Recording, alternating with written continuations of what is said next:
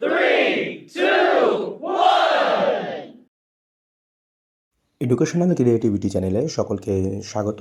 আপনারা জানেন যে এনআরএস রিভিউ মামলা এনআরএসদের পক্ষে এসছে, যেখানে এনআরএসরা সমস্ত ক্ষেত্রে প্রমোশনাল ক্ষেত্রে বা বিভিন্ন নতুন পরীক্ষা দেওয়ার ক্ষেত্রে 18 মাসের ডিএলএড কোর্স বৈধ বলে সুপ্রিম কোর্ট জানিয়েছে রিভিউ পিটিশনে। সেখানে বিভিন্ন জায়গায় বিভিন্ন রাজ্যে বিভিন্ন কোর্টে জটিলতা বৃদ্ধি পেয়েছে, তার জন্য এনসিটি স্টেটমেন্ট দিতে বলা হয়েছে। সেই এনসিটি একটি স্টেটমেন্ট দিয়েছেন বা এনসিটি গেজেট আকারে তাদের নর্মস অ্যামেন্ডমেন্ট করে একটি নোটিশ প্রকাশ করেছে, যেখানে প্রত্যেকটি স্টেট বা সিবিএসসি বা কেবিএস বা সমস্ত পরীক্ষা বডিকে সবাইকে এখানে নোটিশ করে জানানো হয়েছে। তো আমরা এই খুবই গুরুত্বপূর্ণ এনআরএসদের জন্য এটি, আমরা এই নোটিশটি একটু পুঙ্খানুপুঙ্খানুভাবে ব্যাখ্যাটা দেখে নিই যে এর ব্যাকগ্রাউন্ড কী আছে আর কী বলা হয়েছে। চলুন আমরা দেখে নিই। এনসিটির নর্মস অনুযায়ী প্রত্যেক শিক্ষক শিক্ষিকাদের ডিএলএড কোর্স সম্পন্ন থাকতে হবে। তেমনি যারা চাকরি করছিলেন তাদের জন্য ওডিএল মোডে 2017 সালের একটি অর্ডারে মানে অন টাইম একটি কোর্স 18 মাসের ডিএলএড চালু হয়েছিল, আপনারা জানেন। তো সেই রিলেটেড সুপ্রিম কোর্টের রিভিউ পিটিশনের পরে এই এনসিটি তাদের নর্মস কিন্তু সংশোধন করেছে। সেখানে all secretary, commissioner of education of state government, UT administration, commissioner of all central government and school commissioner, KVS, chairperson CBSE প্রত্যেককেই নোটিশটি করা হয়েছে। Subject to forward the order date 10/12/2024 passed by the Honorable Supreme Court of India in the matter of Vishwanath and ORS versus the State of Uttarakhand in review petition of 2024 diary number 4961 of 2024 in civil appeal number 7873 of 2023 regarding সমস্ত statutory body এবং যারা নিয়োগ কর্তৃপক্ষ তাদের সবাইকে কিন্তু এই notice করা হয়েছে। যেখানে আমরা ইতিহাসটি একটু ঘেটে নেব, আমরা বুঝতে পারবো। The NC provided further that the minimum qualification of a teacher referred to in the first provision shall be acquired within the period of specified in the act or under the right of children to free and compulsory education act 2009 অনুযায়ী প্রত্যেকটা টিচারের একটা minimum qualification বা training qualification থাকতে হবে। The NCT had laid down various notification prescribe the minimum academic and professional qualification for consideration of a person to be eligible for appointment as a teacher up to class 12 published 23/2010 যথাক্রমে 23, 10, 29, 13, 13 এইভাবে ইয়ার। On the direction of the Ministry of Education, the Northern Regional Committee of NCT issued recognition order date 22/9/2017 to National Institute of Open Schooling, Noida, Uttar Pradesh of 18 months DLED on certain condition, including that the duration of the said program shall be 18 months instead of 2 years, which shall include a 6 month internship ছিল এখানে। এই বিভিন্নভাবে বিভিন্ন ব্যাকগ্রাউন্ডে কিন্তু প্রত্যেকটা শিক্ষক শিক্ষিকাকে এই 18 মাসের ডিএলএড কোর্স করার জন্য অর্ডার দেওয়া হয়েছিল। সেই মতো টিচাররা 17 থেকে 19 সালের মধ্যে এই ওয়ান টাইম একটি কোর্স 18 মাসের ডিএলএড কোর্স কিন্তু করে নেয়।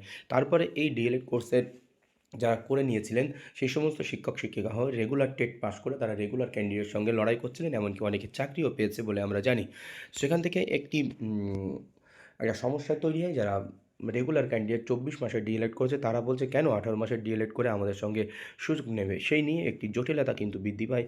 সেই মধ্যে সুপ্রিম কোর্টের রায়ে কিন্তু এনসিটি এই যে নর্মস এটা বাতিল করা হয় এবং সুপ্রিম কোর্টকে 18 মাসের মানে যে কোয়ালিফিকেশান ডিএলএড সেটাকে কিন্তু এনআরএস ডিএলএড সেটাকে অবৈধ বলে নিই। জাস্ট ইন সার্ভিস টিচারদের জন্য সেটা থাকবে, কিন্তু যারা রেগুলার রিক্রুটমেন্টে তারা অংশগ্রহণ করতে পারবে না।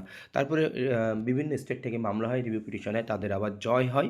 এনআরএসের বিভিন্ন হাইকোর্টে এর মধ্যে মামলা হয়েছে বা এনসিটিকে ডিক্লারেশন দিতে হচ্ছে। সেই ডিক্লারেশনের উপর ভিত্তি করে এনসিটি পুরো নর্মসটা অ্যামেন্ডমেন্ট করে আবার প্রকাশ করলেন। সেখানে এই রিভিউ পিটিশনকে অ্যাপ্লিকেবল করার কথা এনসিটি বলে দিলেন। অনেক ব্যাকগ্রাউন্ড আছে, আমি সেটা আর বলছি না। In pursuance of filing of review petition diary number 4961 of 2024 against the judgment dated 28/11/2023, যেটি 28/11/2023 তার উপরে ভিত্তি করে রিভিউ পিটিশন হয়। তার ডায়েরি নম্বর ছিল 4961/2024, civil appeal number 7873 of 2023, titled Vishwanathan and ORS versus the State of Uttarakhand. The Honorable Apex Court write order date 10/12/2024 10/12/2024 একটি order দেওয়া হয়েছিল। এই কপিটি এখানে দেওয়া আছে বা আপনারা জানেন ইতিমধ্যে অর্ডারটি সবাই অবগত। as further clarified that the 18 months diploma which has been obtained by person who are employed on or before 10/8/2017 would be treated as a valid diploma for the purpose of applying in other institution or for promotional avenue। Institution এবং promotional অ্যাভিনিউর ক্ষেত্রে বা TET পাশ করার জন্য বা সেই TET pass করে অন্য জায়গায় চাকরির জন্য বা প্রমোশনালের ক্ষেত্রে কিন্তু এটা অ্যাপ্লিকেবল। ইতিমধ্যে কলকাতা হাইকোর্টের একটি সমস্যাই হয়েছিল, justice Biswajit Basu code number 19 সেই ম্যাডামের পক্ষে রায় দিয়েছে যে ম্যাডাম অবশ্যই প্রমোশনাল পেতে পারে বা স্কুলে জয়েন করতে পারে বা বেনিফিট পেতে পারে। এমনটা বিভিন্ন কোর্টে এমনকি এই সমস্ত ব্যাপার ঘটছে।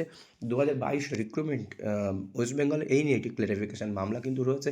সেই মামলারও নিষ্পত্তি আমরা দেখব যে যারা এনওএসরা ইন্টারভিউ দেওয়ার পরেও বাদ গিয়েছিল তাদের সুযোগ কী আসবে।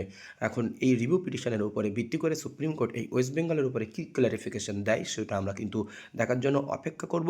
কিন্তু এই যে ম্যাটারটি ঘটলো সেটা কিন্তু এনওএসদের পক্ষে একটি ভালো খবর বলা যেতে পারে।